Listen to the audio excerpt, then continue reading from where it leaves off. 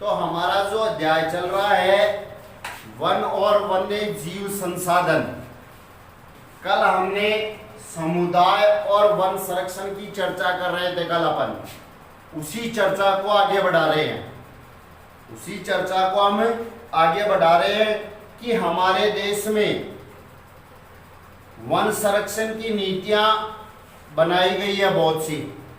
हमारे देश में वन संरक्षण की खूब नीतियां बनी है और ये कोई नई बात भी नहीं है, हम इन नीतियों से अनजान भी नहीं है। वन हमारे देश में कुछ मानव प्रजातियों के आवास भी है। कई मानव जातियां हैं जिसको अपन जनजातियां बोलते हैं, वो जंगलों में वनों में रहती भी है, कल भी चर्चा की थी हमने। और कई जातियां तो ऐसी है जिनका जीवन यापन ही किनसे होता है, वनों से होता है। उसी चर्चा को आगे बढ़ा रहे हैं। वही चर्चा चल रही है कि भारत के कुछ क्षेत्रों के स्थानीय समुदाय क्या करते हैं, सरकारी अधिकारियों के साथ मिलकर वन आवासों की या वनों की सुरक्षा में जुटे हुए हैं। और क्यों जुटे हैं? क्योंकि वन इन्हें क्या करते हैं, आजीविका प्रदान करते हैं। जैसे सरिस्का बाघ रिजर्व राजस्थान में है, तो वहां के गांवों के लोग वन्य जीव संरक्षण अधिनियम के तहत वहां पर हो रहे खनन कार्य को बंद करवाने में जुटे हुए हैं। सरिस्का बाघ रिजर्व है, वहां के आसपास के लोग किस कार्य के लिए संघर्षरत है कि उसमें जो खनन कार्य हो रहा है उसको बंद करवाने के लिए लगे हुए। कई क्षेत्र तो ऐसे हैं जहां पर लोग क्या करते हैं, स्वयं उन इलाकों की सुरक्षा करने का दायित्व रखते हैं, चाहे सरकार हस्तक्षेप करे या न करे। कई इलाके तो ऐसे हैं जहां पर सरकारी हस्तक्षेप को भी स्वीकार नहीं करते हैं और स्वयं क्या करते हैं, अपने वन क्षेत्र के इलाके की सुरक्षा की जिम्मेदारी लेते हैं। राजस्थान के अलवर जिले में कल बात की थी, 5 गांवों ने 1200 हेक्टेयर भूमि है, वहां पर भैरवदेव डाकव सेंचुरी घोषित किया है और वहां पर अपने ही नियम और कानून बना रखे हैं। वहां पर शिकार है वो वर्जित है, बाहरी लोगों की घुसपैठ है वो भी वहां पर मनाही है। कहां पर? भैरवदेव डाकव सेंचुरी, राजस्थान का अलवर जिला है। वहां के 5 गांव के समूह ने, 5 गांवों के लोगों ने मिलकर क्या किया है, इस इलाके को संरक्षित करने का बीड़ा उठाया।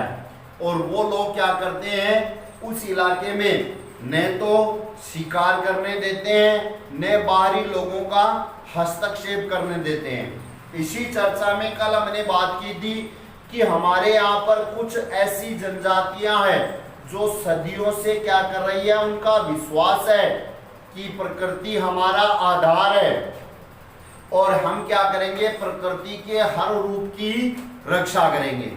हमारी जो कई जनजातियां हैं वो क्या है, सदियों से इस बात को मानती है और वास्तव में ये बात सही भी है कि प्रकृति क्या है, हमारा आधार है, हमारे जीवन का आधार है। तो वो लोग क्या करते हैं, प्रकृति के प्रत्येक रूप की रक्षा करते हैं, सुरक्षा करते हैं। और हमने कल बताया भी था कि कई इलाके ऐसे हैं जहां पर क्या किया जाता है, पवित्र पेड़ों की झुरमुट का मतलब है देवी देवताओं के वन मानते हैं उनको।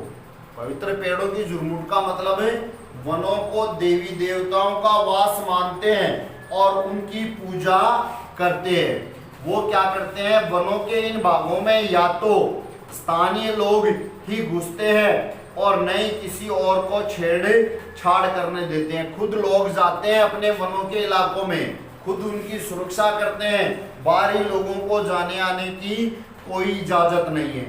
कुछ समाज के, हमारे कुछ समाज ऐसे हैं जो क्या करते हैं, विशेष पेड़ों की पूजा करते हैं और आदिकाल से, आदिकाल का मतलब बहुत पुराने समय से, उनकी सुरक्षा का काम करते आ रहे हैं। जैसे छोटा नागपुर का क्षेत्र है, वहां पर रहने वाली मुंडा और संथाल 2 जनजातियां हैं।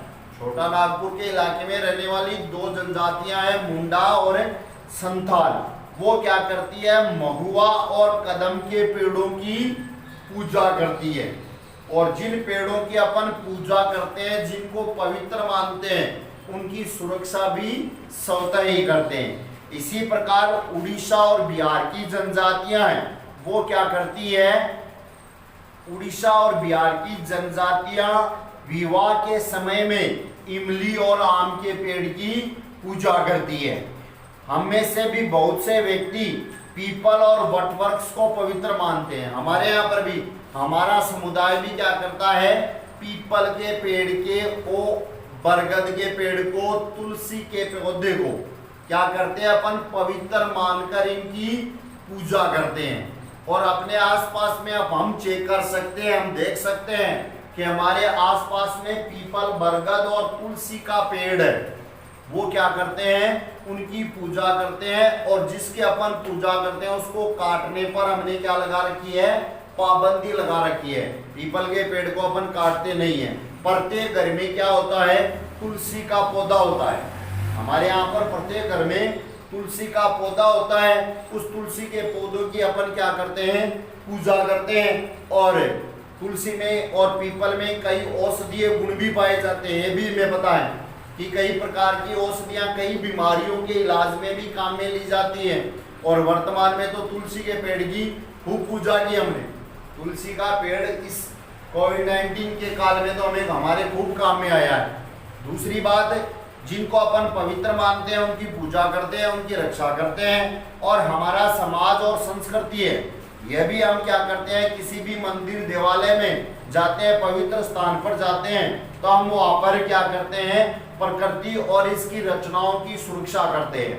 कैसे कि वहाँ पर जैसे अपन देखते हैं बंदर है, लंगूर है या और कोई पशु पक्षी वहाँ पर रहते हैं, अपन क्या करते हैं, मंदिर में जाते हैं तो पक्षियों को दाना डालते हैं, नहीं डालते हैं क्या? मंदिर में जाते हैं तो बंदर लंगूर बैठे रहते हैं, उनको भी अपन खाने के लिए कुछ देते हैं। क्यों? कि हम ऐसा मानते हैं कि ये भी क्या है, ईश्वर के भक्त है। तो हमारा समाज है वो आदिकाल से क्या कर रहा है, पेड़ों की, वन और वन्य जातियों की सुरक्षा का दायित्व, उनको पवित्र मानकर पूजा करते हैं। और हम क्या करते हैं, उनकी सुरक्षा करते हैं। राजस्थान में जो बिश्नोई समुदाय है, जोधपुर के इलाकों में बिश्नोई समुदाय के लोग हैं, वो तो क्या करते हैं कि विशेष सुरक्षा करते हैं। किनकी? काला हिरण है, चिंकारा है, नीलगाय है, मोर है, यहाँ पर खूब पाए जाते हैं। कहाँ पर है? बिश्नोई समुदाय के गांवों में हम देखते हैं काला हिरण, नीलगाय, चिंकारा और मोर खूब पाए जाते हैं, खूब मिलते हैं हमें देखने को। कारण क्या है? उनकी संख्या ज्यादा होने का कारण क्या है कि वहां के लोग क्या करते हैं, वहां का समुदाय है वो इनको अपना हिस्सा मानता है और इनको कोई नुकसान नहीं पहुंचाता है। जब वन और वन्य जीवों को हम नुकसान नहीं पहुंचाएंगे तो उनकी संख्या स्वतः ही क्या हो जाएगी, बढ़ी हुई मिलेगी। और बिश्नोई समुदाय में संख्या बढ़ने का यही कारण है। इसी प्रकार हिमाचल प्रदेश में एक आंदोलन चला था, चिपको आंदोलन। याद रखना, चिपको आंदोलन किससे संबंधित है? तो चिपको आंदोलन किससे संबंधित है? वन क्षेत्रों को बचाने से संबंधित है। और कहां पर चलाया गया था ये? हिमाचल प्रदेश में। हिमाचल प्रदेश में चिपको आंदोलन है वो कामयाब रहा है। किस दृष्टि से? वन कटाई को रोकने की दृष्टि से, पेड़ों को काटने से रोकने के लिए हिमाचल प्रदेश में चलाया गया चिपको आंदोलन प्रसिद्ध रहा है। और वहां के स्थानीय लोगों ने क्या किया है, इन जातियों को प्रयोग करके सामुदायिक वनीकरण अभियान को सफल बनाया जा रहा है। पारंपरिक संरक्षण तरीकों को पुनर्जीवित अथवा पारिस्थितिकी कृषि के लिए तरीकों का विकास अब व्यापक हो गया है। व्यापक का मतलब बड़े स्तर पर हो गया है। पारंपरिक तरीके जो हमारे पीढ़ियों से चले आ रहे थे तरीके कौन से हैं? वन और वन्य जातियों को सुरक्षा करने के तरीके हैं, उनको आज क्या हो गया है, उनका व्यापक स्तर पर प्रयोग करना वन और वन्य जातियों को बचाने के लिए जरूरी है।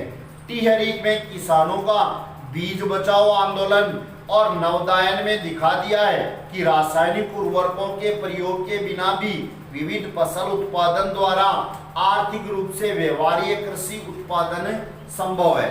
टिहरी बांध क्षेत्र और वहां पर चलाया गया बीज बचाओ आंदोलन और नवोदायन आंदोलन। दो आंदोलन है टिहरी क्षेत्र के, बीज बचाओ आंदोलन और नवोदायन आंदोलन। यह आंदोलन किससे संबंधित है कि आज अपन जो रासायनिक उर्वरकों का प्रयोग करते हैं उनके खिलाफ, कि रासायनिक उर्वरकों का प्रयोग किए बिना भी हम क्या कर सकते हैं, फसल का उत्पादन अच्छे तरीके से कर सकते हैं।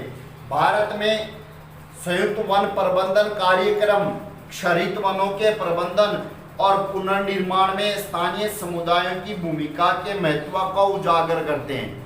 भारत में संयुक्त वन प्रबंधन क्या कहता है कि जो रक्षित वन है, जिन वनों की सुरक्षा की जानी है, उनकी सुरक्षा के लिए हमें किसकी जरूरी है, समुदाय के सहयोग की जरूरी है। समुदाय के सहयोग बिना संभव नहीं है। औपचारिक रूप से इस कार्यक्रम की शुरुआत 1988 में हुई, जब उड़ीसा राज्य ने संयुक्त वन प्रबंधन का पहला प्रस्ताव रखा। औपचारिक कानूनी रूप से 1988 में संयुक्त वन प्रबंधन कार्यक्रम की शुरुआत हुई। भारत का एक राज्य है उड़ीसा, वहां पर पहला संयुक्त वन प्रबंधन कार्यक्रम रखा गया और इसमें क्या किया गया, वन विभाग के द्वारा संयुक्त वन प्रबंधन क्षरित वनों के बचाव के लिए कार्य करता है। 1988 में जो संयुक्त वन प्रबंधन का प्रस्ताव आया, उसमें वन विभाग को दायित्व सौंपा गया किसका, जो क्षरित वन है उनकी सुरक्षा का। क्षरित वन है उनकी सुरक्षा का कार्य, उनका बचाव किया जाए। इसमें क्या किया गया, गांव के स्तर पर संस्थाएं बनाई जाती है। प्रत्येक ग्रामीण स्तर पर क्या बनाई गई, संस्थाएं बनाई गई, जिसमें ग्रामीण और वन विभाग के अधिकारी संयुक्त रूप से कार्य करते हैं। यानी उड़ीसा में क्या किया गया, संयुक्त वन प्रबंधन नीति लागू की गई और वहां पर क्या किया गया, प्रत्येक गांव में संस्था बना दी और उस संस्था के लोग और संयुक्त वन प्रबंधन के अधिकारी दोनों मिलकर काम करते हैं। संयुक्त रूप से का मतलब है दोनों मिलकर काम करते हैं और दोनों ने मिलकर क्या किया, क्षरित वनों की सुरक्षा का बचाव का कार्य किया। इसके बदले समुदाय मध्य स्तरीय लाभ जैसे गैर इमारती वन उत्पाद के हकदार होते हैं और सफल संरक्षण से प्राप्त इमारती लकड़ी लाभ में भी भागीदार होते हैं। अब समुदाय को क्या फायदा है, समुदाय और सरकारी अधिकारी दोनों मिले तो इससे समुदाय को बदले में क्या मिला, जो ऐसे वन हैं, कौन से वन है, मध्य स्तरीय लाभ गैर इमारती वन है, उनके उत्पाद है वो उन समुदायों को मिल गए। भारत में पर्यावरण के विनाश और पुनर्निर्माण की क्रियाशीलता से सीख मिलती है कि स्थानीय समुदायों को हर जगह प्राकृतिक संसाधन प्रबंधन में शामिल करना चाहिए। और भारत में हमने ये जो उदाहरण पढ़े, हिमाचल प्रदेश का उदाहरण है, टिहरी का उदाहरण है, राजस्थान का उदाहरण है, ये उदाहरण हमें क्या सीख देते हैं कि अगर हमें क्या करना है, पर्यावरण के विनाश को बचाना है और पुनर्निर्माण करना है पर्यावरण का, तो हमें स्थानीय समुदाय, वहाँ के लोगों की भागीदारी है, वहाँ के लोगों को शामिल करना जरूरी है। वहाँ के लोगों, स्थानीय समुदाय को शामिल करने से प्राकृतिक संसाधन है उनका प्रबंधन किया जा सकता है। स्थानीय समुदाय को फैसले लेने की प्रक्रिया में मुख्य भूमिका में आने में अभी देर है। यानी स्थानीय समुदाय को शामिल किया गया है, फैसला लेने का काम वन विभाग के अधिकारियों का है और आने वाले समय में ऐसा हो सकता है कि वो खुद फैसले ले। अतः वे ही विकास क्रियाएं मान्य होगी जो जनमानस पर केंद्रित हो, पर्यावरण हितैषी हो और आर्थिक रूप से प्रतिफलदायी हो। यानी अब आगे आने वाले भविष्य में ऐसी विकास योजनाएं बनाई जाएगी या ऐसी विकास योजनाएं हैं वो ही हमारे लिए फायदेमंद होगी, जो किस पर, स्थानीय समुदाय पर केंद्रित हो, पर्यावरण का भला चाहने वाली हो और आर्थिक रूप से फल देने वाली हो। आने वाले समय में ऐसी विकास योजनाएं बनाई जाएगी जो लोगों को फायदा देने वाली हो, यानी जिनको जनमानस पर केंद्रित हो, जनता, स्थानीय समुदाय क्या चाहता है उसके आधार पर हो। दूसरा, उन योजनाओं से पर्यावरण को कोई नुकसान न हो। तीसरा, वो योजनाएं आर्थिक रूप से फल देने वाली हो।